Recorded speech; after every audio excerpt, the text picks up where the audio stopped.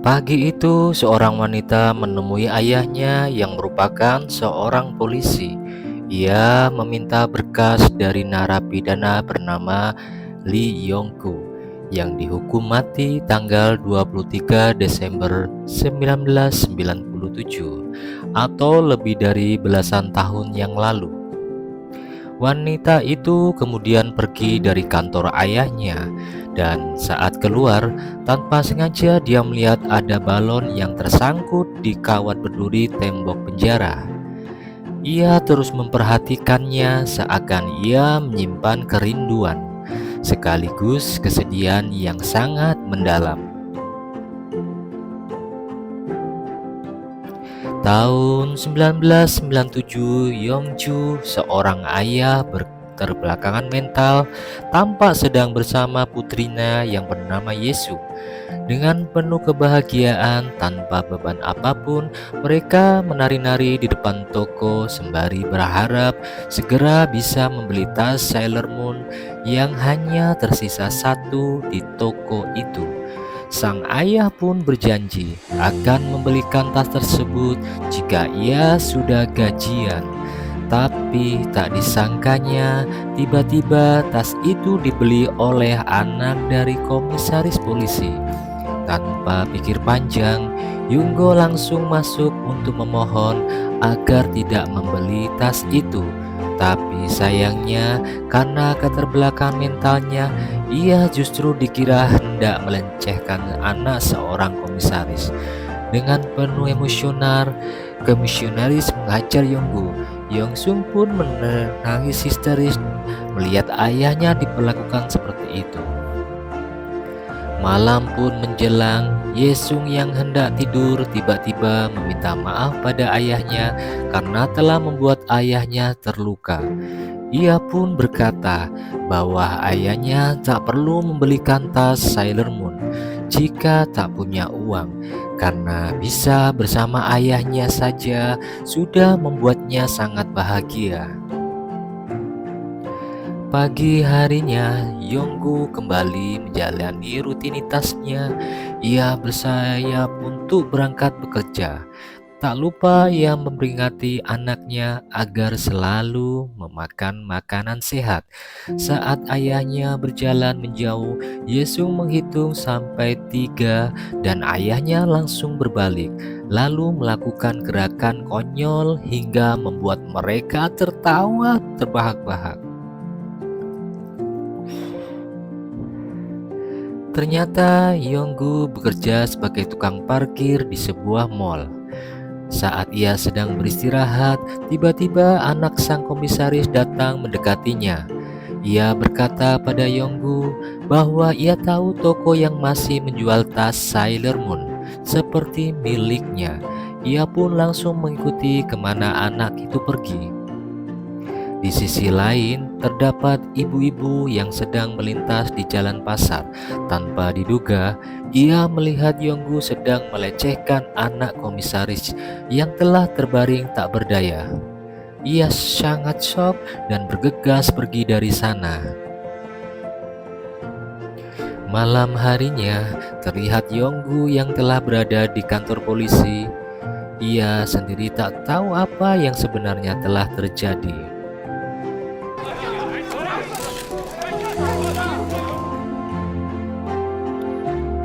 Hari pun berganti. Pagi itu dia dikawal para polisi dan disaksikan puluhan media dari seluruh penjuru Korea. Yonggu melakukan reka adegan di TKP. Ternyata saat itu ia sedang melakukan pertolongan pertama pada anak komisaris. Tapi karena keterbelakangan mentalnya, semua orang mengira ia hendak melecehkan anak tersebut. Yonggu tampak sangat tertekan dan selalu berusaha mencari Lesyung. Salah satu polisi di sana pun berjanji akan segera mempertemukannya dengan Yesu jika mau membuka celana. Yonggu pun yang tak paham apapun menurut saja. Sehingga seketika orang-orang yang berada di TKP semakin yakin bahwa Yonggu memang berhendak melecehkan anak sekomisaris itu. Tak disangka, Yesung ternyata ada di sana juga. Ia sangat kaget melihat ayahnya ditangkap polisi. Ia hanya bisa menangis histeris saat ayahnya dibawa pergi.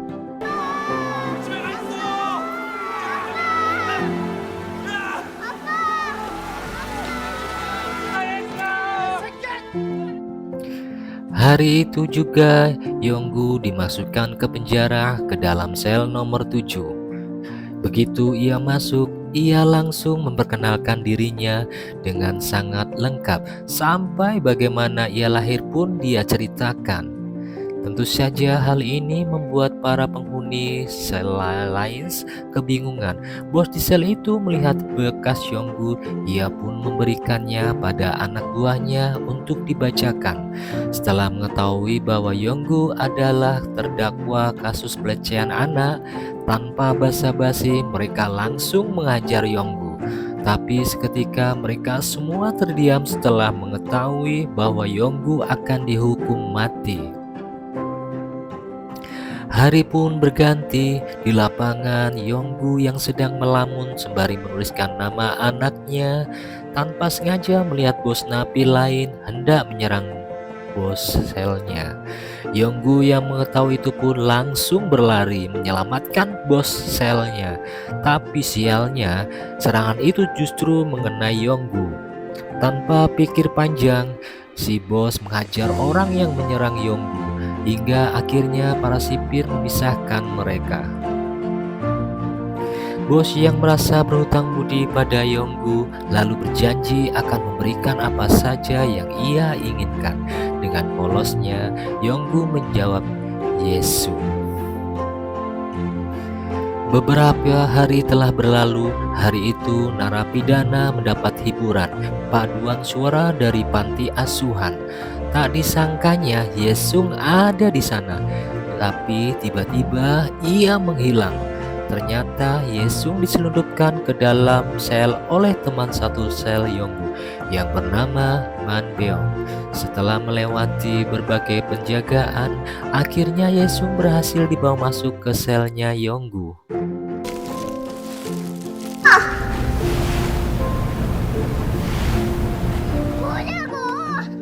미안해.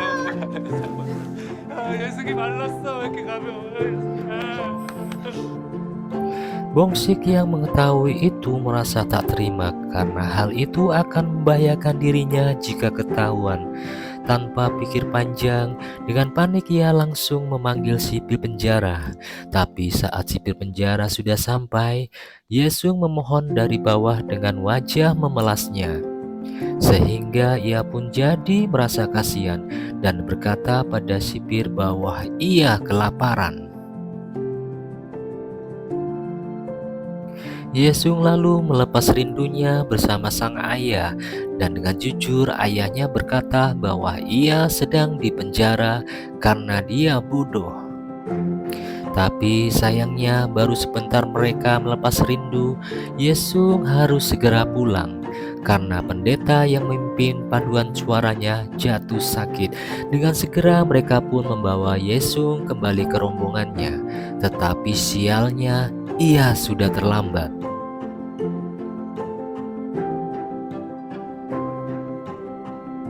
Akhirnya Yesung terpaksa harus bersembunyi di sel nomor 7. Meskipun selalu was-was, tapi mereka menikmati hari-hari itu bersama. 정의로운 날 용서자입니다. 인간 왜 이래?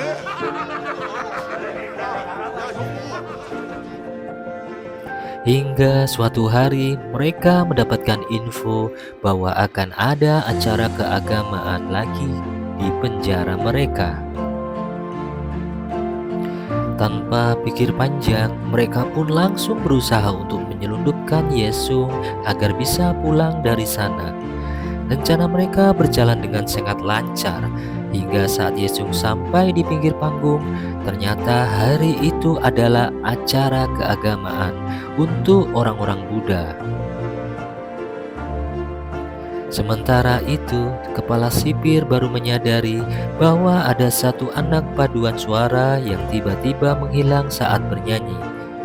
Tanpa pikir panjang, Malam itu juga ia langsung menyisir seluruh sel untuk mencari anak yang hilang itu. Dan saat sampai di sel nomor 7, mereka berhasil mengangkat petugas dengan menggendong Yesung. Tapi sialnya,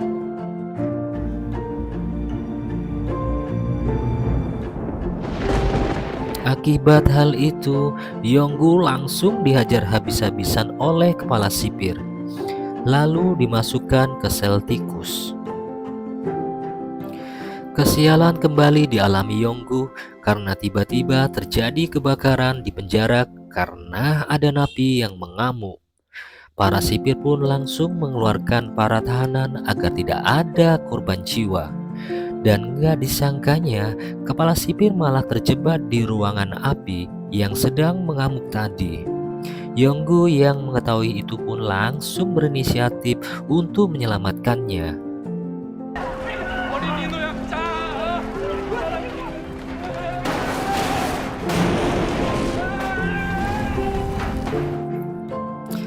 Pagi pun menjelang, terlihat kepala sipir sedang dirawat di sebuah rumah sakit. Dokter di sana pun berkata, ia sangat beruntung karena ada napi yang menyelamatkan tepat waktu. Karena jika terlambat sedikit saja, bisa saja dia tewas. Dokter itu pun memperhatikan penolongannya yang juga terluka parah, yaitu Yonggu. Seketika kepala sihir hanya terdiam. Beberapa hari setelah berlalu, Yesung yang baru saja berangkat sekolah lagi pun ditanyai oleh gurunya, mengapa ia tak pernah berangkat dan di mana orang tuanya tinggal. Mendengar itu, Yesung langsung mengajak gurunya yang sudah punya KTP untuk menemui ayahnya. Guru yang sangat kaget karena si ayah Yesung ternyata sedang dipenjara, apalagi menyadari ternyata ayahnya keterbelakangan mental. Guru Yesung pun berusaha untuk menghibur Yonggu dengan mengatakan bahwa Yesung adalah anak yang sangat cerdas dan berprestasi. Yonggu pun terlihat sangat bangga mendengarnya, tapi sayangnya kebahagiaan itu tiba-tiba terpatahkan karena waktu jenguknya sudah habis. Yonggu pun diisyaratkan paksa dan ia harus kembali berpisah dengan anaknya yang tersayang.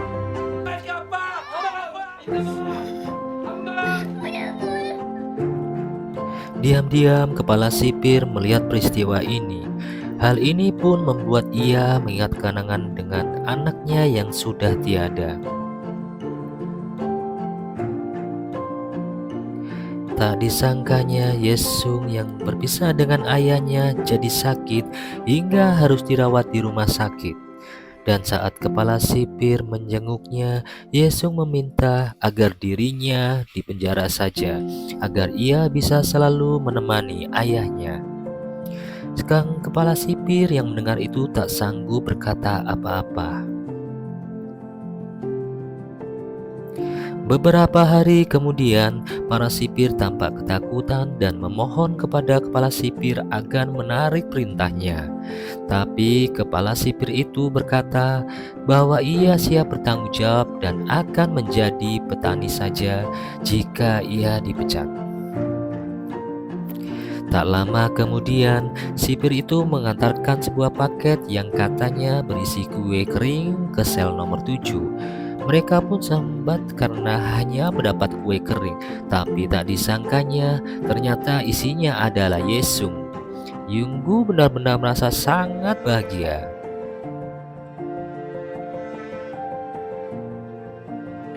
Sebagai ucapan terima kasih, ia lalu menemui sang kepala sipir.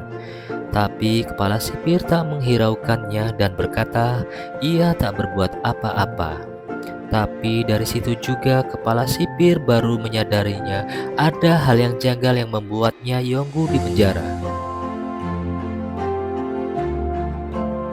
Sementara itu, saat para napi sel nomor 7 sedang bermain bersama Yesung, Bongsik terlihat cemas karena sebentar lagi istrinya akan melahirkan.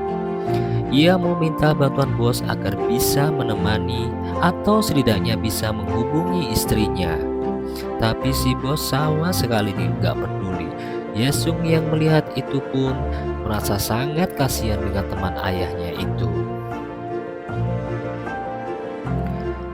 Kecurigaan kepala sipir membuatnya pergi ke kantor polisi untuk memeriksa bekas kasus Yonggu. Dari data itu, ia menemukan hal janggal di mana tak mungkin Yonggu yang keterbelakangan mental bisa menulis kesaksian serapi itu. Sepulangnya dari sana, ia kemudian menjemput Yesung dari sekolahnya untuk diantar menemui ayahnya lagi. Dan sesampainya di sel, Yesung langsung bermain dengan ayah dan juga teman-teman ayahnya. Tak lama kemudian, Bongsik datang dan ia terlihat sangat sedih karena hari itu istrinya melahirkan, tapi ia tak bisa menghubunginya. Dan tanpa diduga, tiba-tiba Yesung mengeluarkan HP dari tasnya yang ia pinjam dari teman sekolahnya. Tanpa pikir panjang, Bongsik langsung menghubungi istrinya. Tapi karena sinyalnya jelek, ia harus menyusul setiap ruangan. Dan sinyal yang paling baik ternyata berada tepat di atas toilet. Ternyata ia telepon di waktu yang sangat cepat. Istrinya baru saja melahirkan anak pertama mereka. Bongsik pun sangat terharu dan ia pun sangat berterima kasih kepada Yesung yang telah membuat dirinya sangat bahagia. Hari berikutnya, saat Yonggu sedang berolahraga bersama si bos, ia diberitahui oleh sipir bahwa sebentar lagi dirinya akan menjalani sidang banding yang telah diajukan oleh kepala sipir. Teman-teman-temannya yang mengetahui itu pun tanpa pikir panjang langsung berusaha sekeras mungkin untuk membantu Yonggu menjawab pertanyaannya selama sidang, dan mereka pun mencari tahu apa yang sebenarnya terjadi pada Yonggu sehingga ia dinyatakan bersalah. Ternyata saat itu anak komisaris terpeleset, kepalanya terbentur batu retak karena ia menggendong tas helm yang keras dan kepalanya kejatuhan batu bata yang digantung untuk menahan tenda. Ia kemudian melakukan pertolongan pertama seperti yang pernah dipelajari dulu. Dan sementara itu, kepala sipir menemui komisaris untuk memberitahu bahwa sebenarnya Yonggu tak bersalah. Tapi sayangnya, komisaris yang kehilangan anak satu-satunya itu, mata hatinya telah buta. Yang dia inginkan hanyalah menghabisi Yonggu secepat mungkin. Hari persidangan akhirnya tiba. Yonggu sudah siap dengan semua jawaban yang diajarkan oleh teman-temannya. Tapi saat ia ditanya apakah ia sengaja menghabisi nyawa anak komisaris karena menolak saat hendak ia lecehkan, tak disangkanya ia menjawab ya. Dan bahkan dia meminta maaf pada semua yang ada di sana karena telah berbuat jahat. Seisi ruangan sidang sangat kaget dan marah pada kebiadaban Yonggu. Kepala sipir pun tak menyangka dengan apa yang terjadi dan ia masih yakin bahwa Yonggu pasti tidak bersalah. Ternyata sebelum ia masuk ke ruangan persidangan komisaris, polisi menemuinya di sebuah ruangan. Ia berkata pada Yonggu, jika Yonggu tidak mengakui bersalah, maka ia dan anak buahnya akan melecehkan Yesung sampai tewas. Hal ini membuat Yonggu sangat ketakutan dan ia rela mati demi keselamatan anaknya sendiri. Sejak saat itu, hidup Yonggu di penjara seakan-akan sangat membahagiakan. Yosu pun rutin mengunjunginya dan kebahagiaan sangat jelas terlihat di sana. Seakan mereka akan hidup bersama selamanya. Yesung pun kini juga sudah menjadi anak angkat kepala sipir dan telah dianggap seperti anaknya sendiri.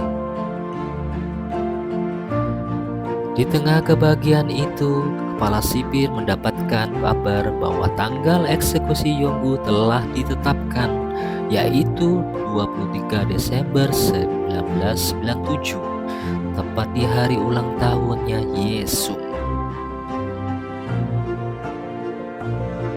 Tak perlu waktu lama, hal ini pun diketahui oleh teman-teman Yonggu.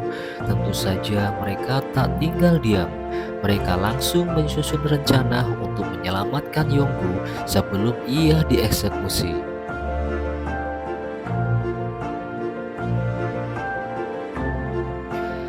Tanggal 23 Desember 1997, penjara mengadakan acara bakat yang dihadiri oleh para kerabat dan keluarga Nabi.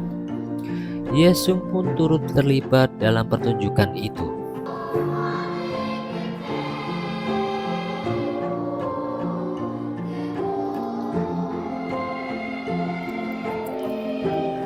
Dan di tengah pertunjukan, para pemain turun ke bangku penonton dan mengajak para penonton menari sembari perlahan berjalan ke belakang.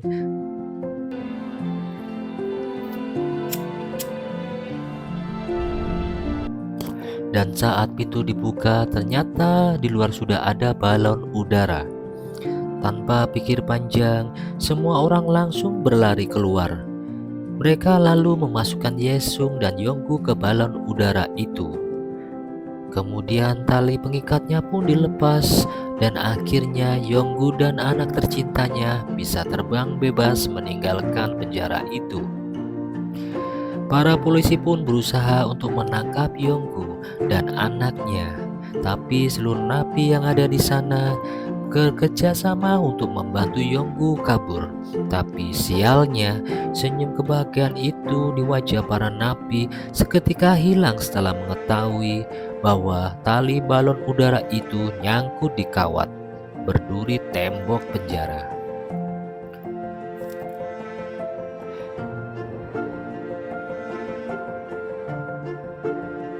Namun meski begitu, senyum di wajah Yonggu dan Yesung tak pudar sedikit pun, karena mereka bisa menikmati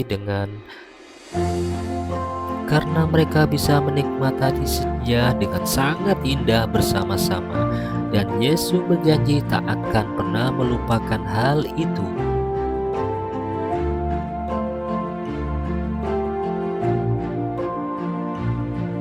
Hari pun berganti, dan itulah hari Yonggu akan dieksekusi. Tapi sebelum itu, ia pun merayakan ulang tahun anaknya untuk terakhir kalinya bersama teman-temannya di sel nomor 7. Mereka semua merayakan dengan sangat menyenangkan, apalagi saat si bos memberi hadiah berupa tas Sailor Moon. Yesus yang merasa hari itu sangat membahagiakan, bahwa sampai bersimpuh sambil mengucapkan rasa terima kasih karena telah memiliki ayah yang seperti Yonggu. Tapi di balik itu semua, mereka menyimpan kesedihan yang mendalam. Mereka tahu menuliskan kata-kata penyemangat di baju milik Yonggu.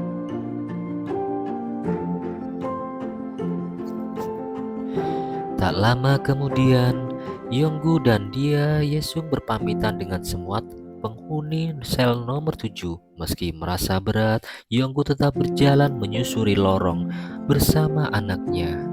Di punggung pun terlihat pesan dari teman-temannya yang akan selalu mencintainya. Hingga akhirnya Yonggu dan Yesung pun harus terpisah di sebuah jeruji besi. Seperti biasa, Yesung menghitung 1-3, tapi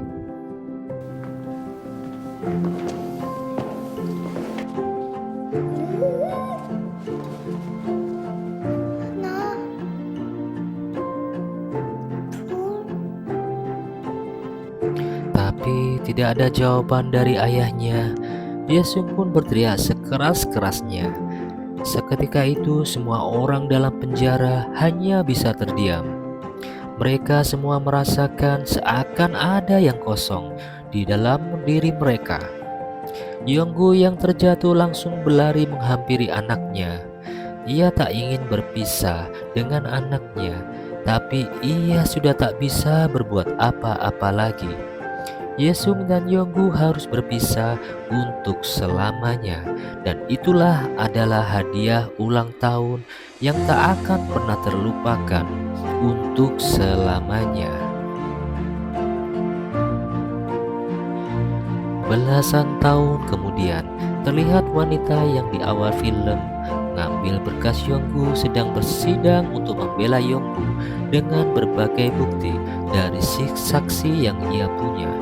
Akhirnya dalam persidangan itu, Yonggu dinyatakan tak bersalah dan semua hukumannya akhirnya dicabut. Meskipun kita semua tahu itu sudah terlambat. Semua orang di persidangan itu tampak sangat bahagia, termasuk kepala sipir dan juga teman-teman Yonggu di sel nomor 7 dahulu. Wanita pun itu tak bisa lagi menahan air mata bahagianya. Wanita yang belasan tahun berjuang demi keadilan untuk ayahnya, yaitu Yesung. Dengan rasa sangat lega, Yesung keluar dari tempat itu. Di luar, ia pun melihat balon kuning yang tersangkut di kawat berduri. Tapi gak lama kemudian, balon itu berubah menjadi sosok ayahnya dan dirinya saat masih kecil. Mereka pun berpamitan dan berterima kasih pada Yesung dewasa, karena kini balon udara itu bisa terbang bebas melintasi angkasa.